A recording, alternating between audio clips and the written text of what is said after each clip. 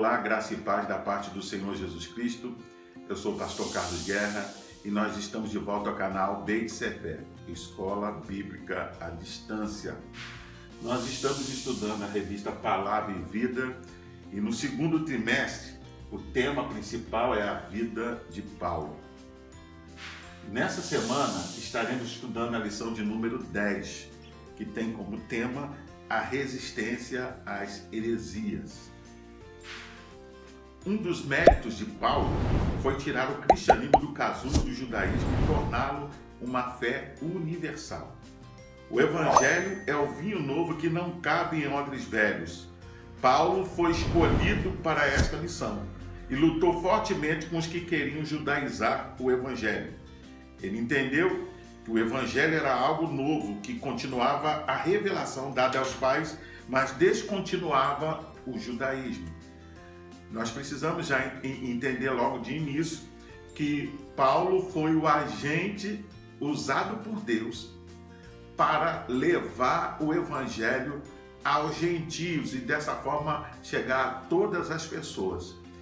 E Paulo então vai ser um elemento fundamental no cristianismo depois de Jesus, porque ele vai também fazer esse movimento de sair do judaísmo e tornar o cristianismo uma religião ou um movimento que vai alcançar todas as nações. Eu quero convidar você a ler comigo a Bíblia e nós vamos estar lendo 1 Coríntios, capítulo 2, versículo 6 ao 16. Eu estou lendo a Bíblia João Ferreira de Almeida, a edição revista e atualizada. Vamos ler?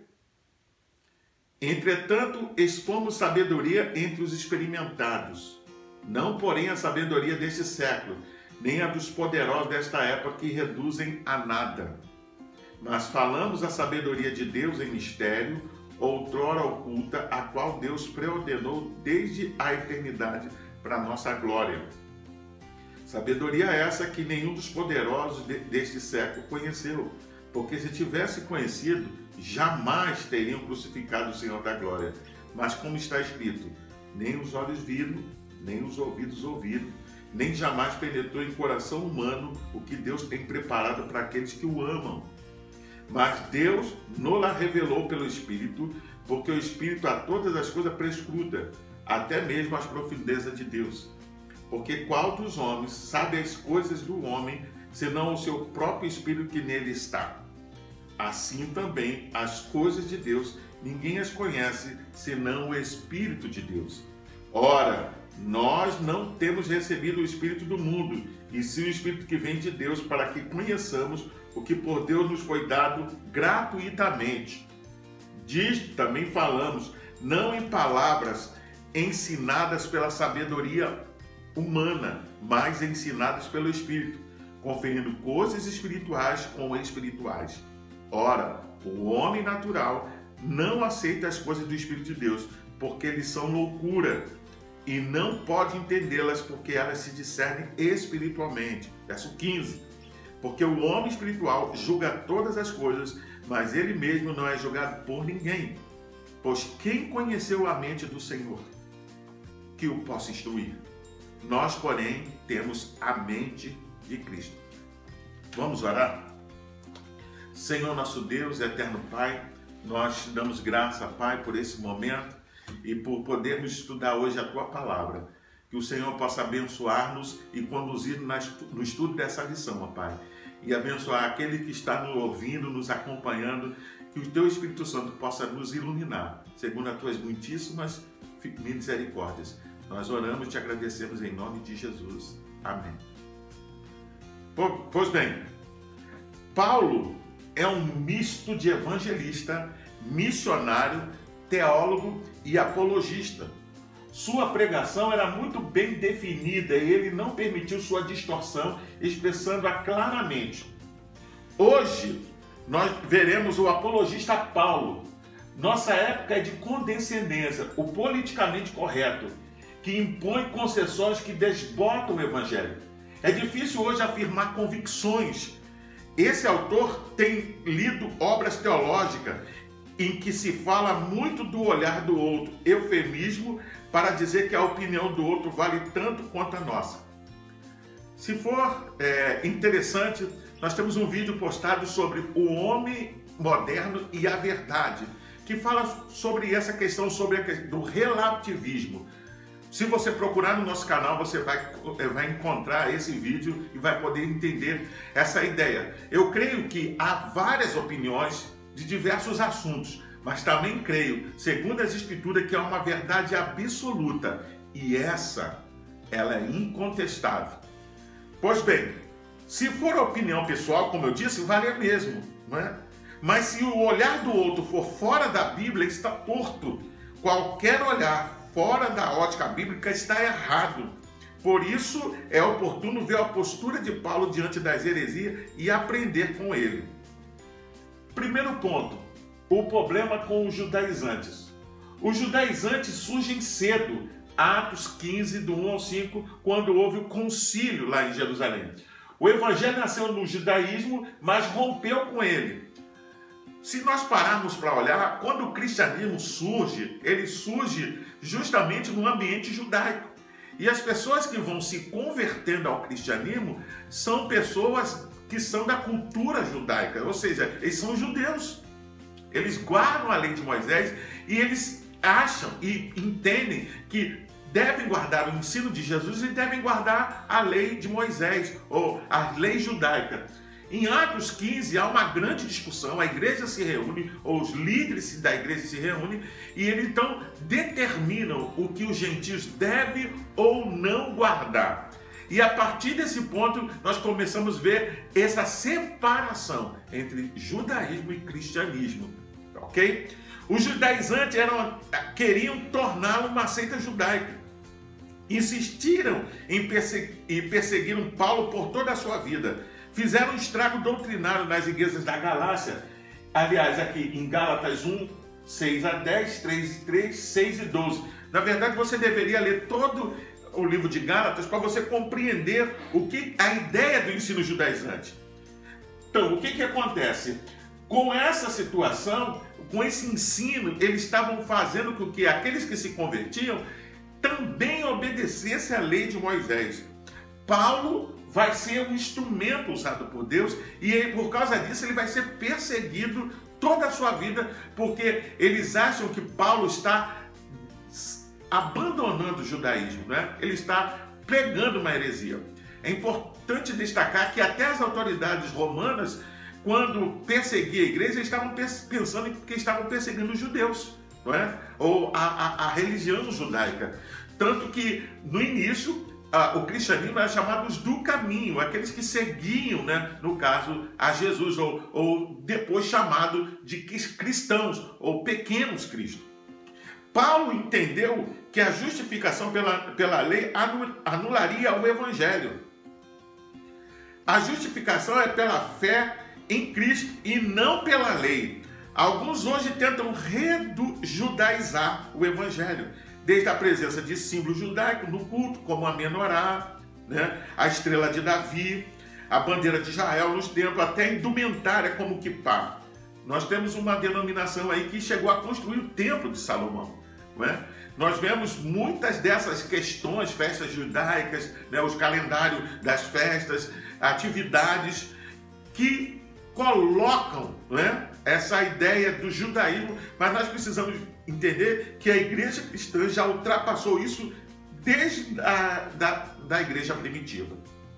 Muitos cânticos se baseiam nos salmos, não nos evangelhos e nas epístolas. E certo tipo da liturgia vem mais do tempo judaico do que das reuniões cristãs, que eram baseadas nos cânticos e estudo da palavra. Há cristão mais empolgado por Israel que pela igreja, e isto é perigoso. Pode levar a esquecer-se que só há salvação em Jesus. Não é? É importante, né? Como tem muitos cristãos que vão à Terra Santa, conhecer por onde o caminho que Jesus andou, pelas cidades onde ele passou. É importante a gente conhecer a cultura, conhecer os locais, mas nós precisamos entender que Jesus passou por aquele lugar. A sua mensagem iniciou ali, mas ela alcançou todo mundo. Por isso, é importante sim ir lá visitar. Eu mesmo fui e eu não faço uma crítica a isso. Eu acho interessante que se você tem oportunidade, você deve se preparar, se planejar e ir. Mas nós precisamos entender que mais importante do que ir a Israel, de que conhecer a Terra Santa, é aceitar e entender a mensagem do Cristo ressurreto. Deus não tem dois povos. O povo de Deus é quem crê em Jesus como Senhor e Salvador. Quem não crê em Jesus está perdido, mesmo sendo judeu. Vamos ler.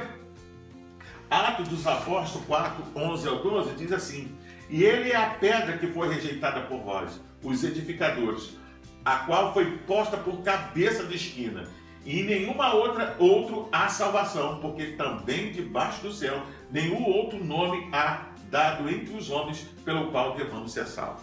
Não adianta ser judeu se não aceitar Cristo, que aqui o autor coloca como a pedra que os edificadores rejeitaram, no caso aqui são os próprios judeus. 1 Coríntios 1,19 diz assim: porque a palavra da cruz é loucura para os que perecem, mas para nós que somos salvos é o poder de Deus, porque está escrito: destruirei a sabedoria dos sábios e aniquilarei a inteligência dos inteligentes. E ainda Gálatas 6,14 diz: mas longe esteja de mim gloriar-me, a não ser na cruz de nosso Senhor Jesus Cristo, pela qual o mundo está crucificado para mim e eu para o mundo.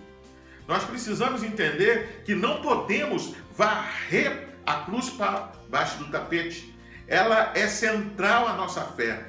O único Cristo digno de fé é o crucificado. Nosso monte é o Calvário, não é Sião e também não é o Sinai. Somos filhos da cruz e não da lei. A salvação não vem pela lei, mas vem pela graça por meio da fé. Isto não pode ser esquecido. Há cristãos que são inimigos da cruz e o seu fim é a condenação. Como disse anteriormente e como o autor coloca aqui no texto, nós precisamos entender que existe somente um povo. Não há judeus e gentios. Deus fez de nós um povo só, que é o povo de Deus em Cristo. Através do sacrifício de Jesus, nos tornamos filhos de Deus. Através do seu sacrifício, nós fomos justificados, fomos feitos novas criaturas e fomos tornados povo de Deus. A igreja agora, que é um misto de todos aqueles que aceitam a Jesus de todos os tempos, inclusive dos judeus, é o povo de Deus. Vamos lá? Ponto 2. Gnosticismo, um movimento esotérico. O gnosticismo era um movimento esotérico que ensinava a salvação pela gnose, ou seja, pelo conhecimento. Sobrevive hoje no racionalismo cristão e certas instituições secretas e ocultistas. Escritos antigos dão Simão, o mago, não é? Eu acredito que você sabe desse episódio de Atos 8, do 9 a 24, que ele encontra com Paulo, não é? Como gnóstico. Segundo fontes posteriores, ele se dizia divino e que sua amante era Helena de Troia reencarnada. Você vê, é um grande absurdo, não é? Os textos gnósticos são do 2º século de nossa era, mas eles já existiam na época do Novo Testamento. As cartas de João, por exemplo, tratam mais detalhadamente do conflito com eles. Entre muitas heresias, negava a corporeidade de Cristo, sua morte, ressurreição, bem como a nossa, e ensinava a salvação por um conhecimento secreto. Opondo-se a isto, Paulo afirma que o verdadeiro mistério e o verdadeiro conhecimento estão em Cristo. Ao falar da ressurreição, ele afirma que Cristo ressuscitou e nós ressuscitaremos. Vamos ver alguns textos para poder melhorar esse entendimento. 1 João 4, 2 ao 3 diz assim: nisto conhecereis o Espírito de Deus. Todo espírito que confessa que Jesus Cristo veio em carne é de Deus. E isso é importante. Entender que o Cristo, não é? O Filho de Deus, ele assumiu a forma humana, a forma corpórea. Isso é importante. E todo aquele que não confessa que Jesus Cristo veio em carne não é de Deus, mas esse é o espírito do anticristo, do qual já ouviste que há de vir, e esse que agora já está no mundo. 1 Timóteo 3,16 também, que diz: e sem dúvida alguma, grande é o mistério da piedade. Deus se manifestou em carne, mais uma vez, tomou a forma humana, não é? Foi justificado no Espírito, visto dos anjos, pregado aos gentios, crido no mundo, recebido acima da glória. Eu tenho um quadro aqui do livro Palestras em Teologia Sistemática, de Henry Clarence Thyssen, que mostra que, segundo o autor, que no primeiro século, já no início da igreja, já atuavam pelo menos 3 tipos de gnósticos. O primeiro, aqueles que negavam a realidade do corpo de Cristo, que eram chamados de docetas, da palavra dokeo, que significa parecer. Nós vamos falar depois um pouco mais sobre eles. Um segundo tipo, que afirmavam que tinha um corpo real, mas negavam que fosse material. E um terceiro tipo, que afirmava que Jesus e Cristo eram 2 pessoas distintas. Na hora da crucificação, o Cristo o abandonou, deixando o homem Jesus sofrer sozinho. Para ele, Jesus era filho de Maria e José, e o Cristo era o Filho de Deus. Eles viviam juntos e, como diz aqui, ele abandonou na hora da crucificação.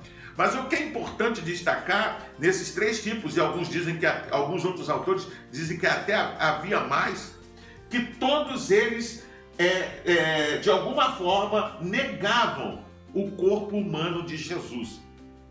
A premissa básica do gnosticismo é uma cosmovisão dualista. O Supremo Deus, Pai, emanava do mundo espiritual bom.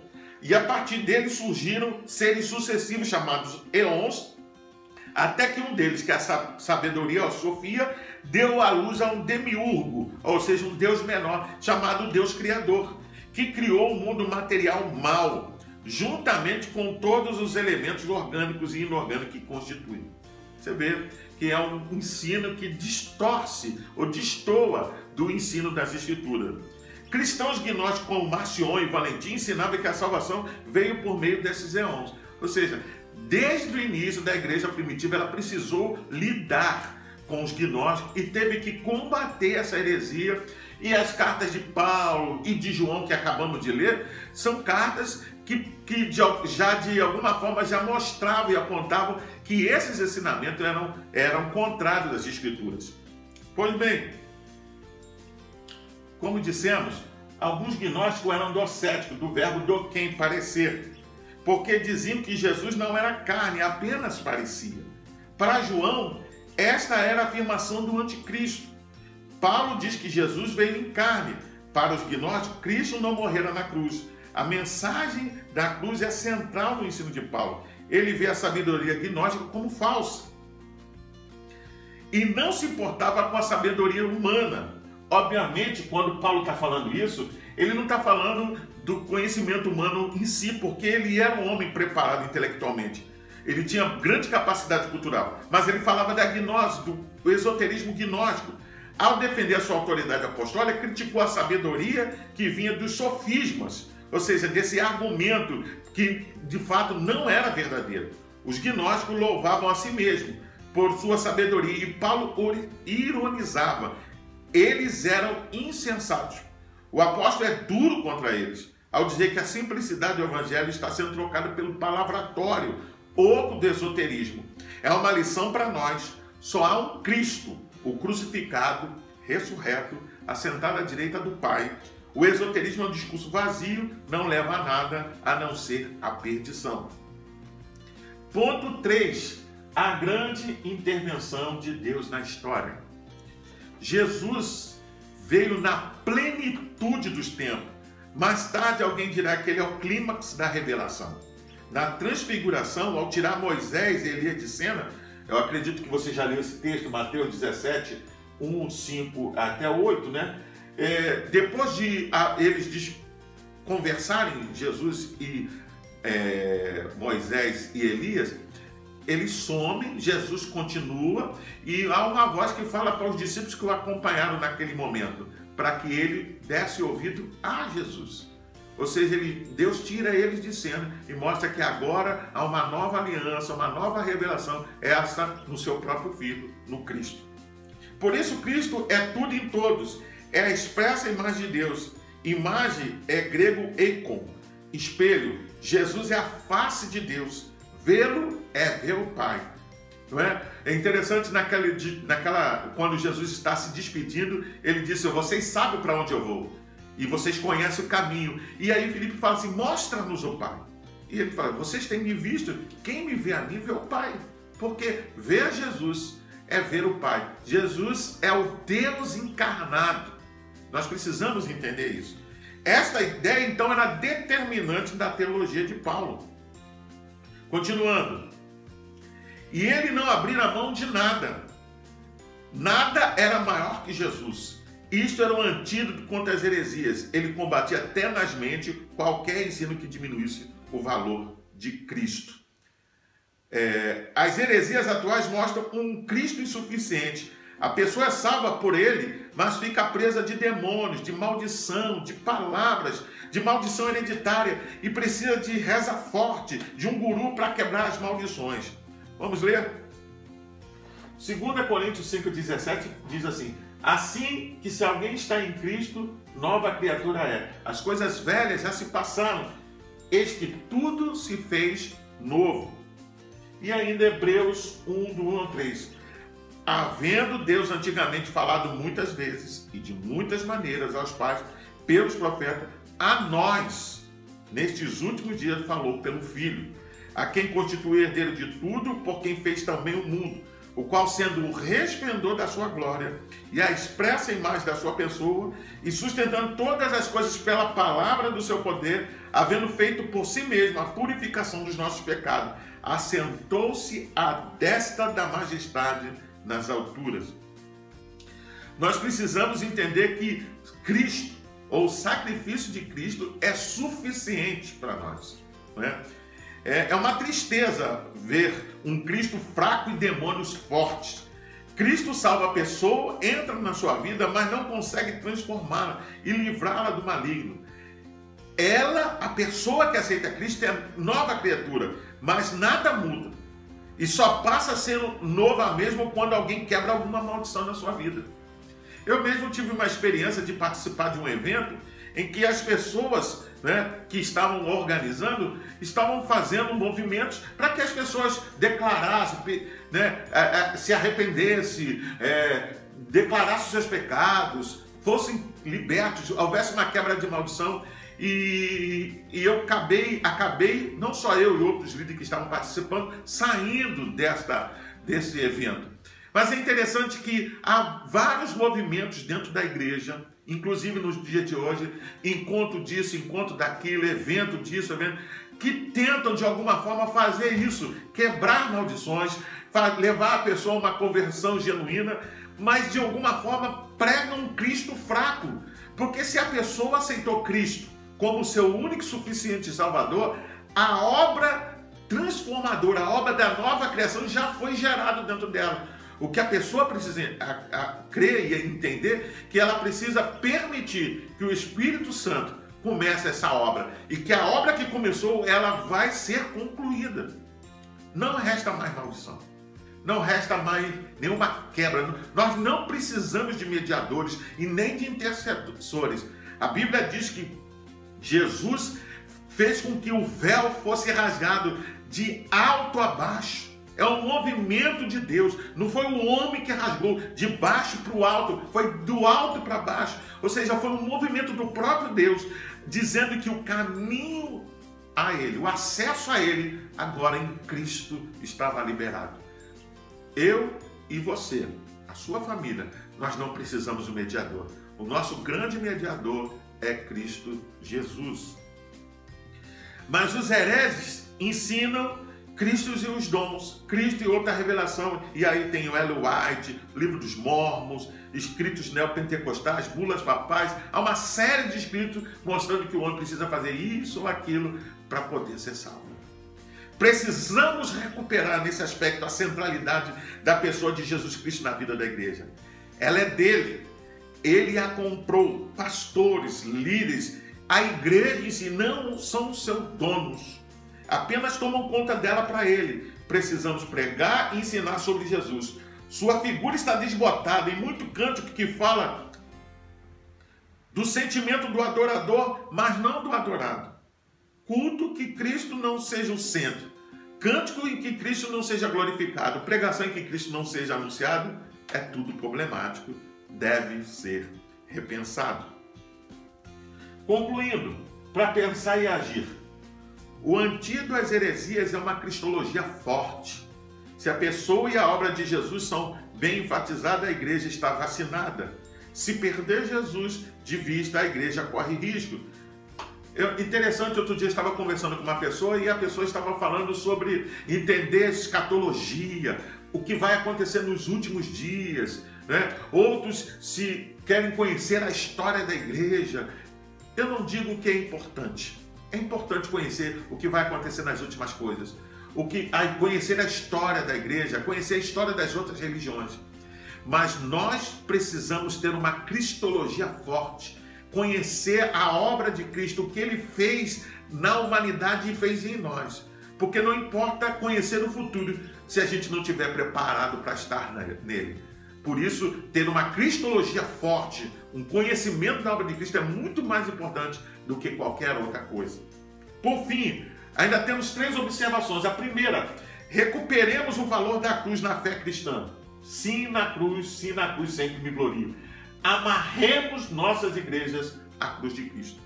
2, a igreja é um evento cristológico. Seu carro-chefe não é o louvor, nem o pregador, nem a sua eclesiologista. Cristo é a razão de ser da igreja. Não adianta tocar chofar, não adianta colocar a menorá dentro da igreja, bandeira de Israel, não adianta danças judaica. Nós precisamos entender que o carro-chefe é uma eclesiologia, cujo Cristo é a razão de ser da igreja. E terceiro, nada além do Novo Testamento. Cristo é o clímax da revelação. E no dizer de Lutero, é o cânon dentro do cânon. Ele é a chave para se entender a Escritura. Sem ele, não há salvação e nem entendimento. Por fim, eu quero convidar você ainda também a fazer as leituras diárias, que vai de segunda até domingo. E elas vão te ajudar muito a entender essa lição e compreender todo esse pano de fundo que os apóstolos, o apóstolo Paulo teve que lidar e também os outros apóstolos tiveram que lidar contra o gnosticismo, contra algumas heresias que já surgiram no primeiro século.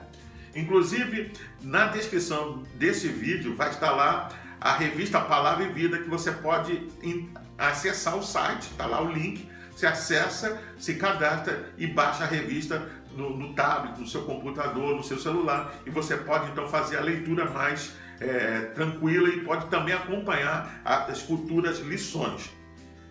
Pois bem, chegamos ao final dessa lição. Eu sou o pastor Carlos Guerra e estudamos nesta semana o tema A Resistência às Heresias.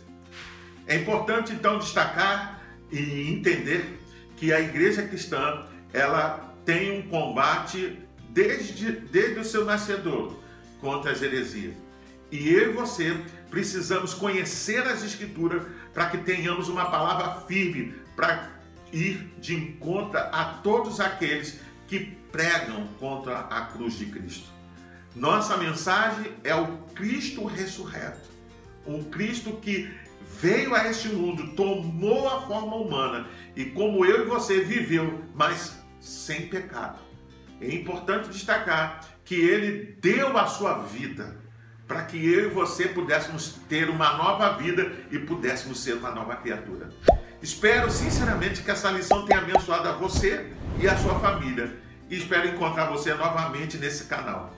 Que o Senhor te abençoe e te guarde. Que a graça de Deus possa estar sobre a sua vida. Fique na paz. Deus te abençoe.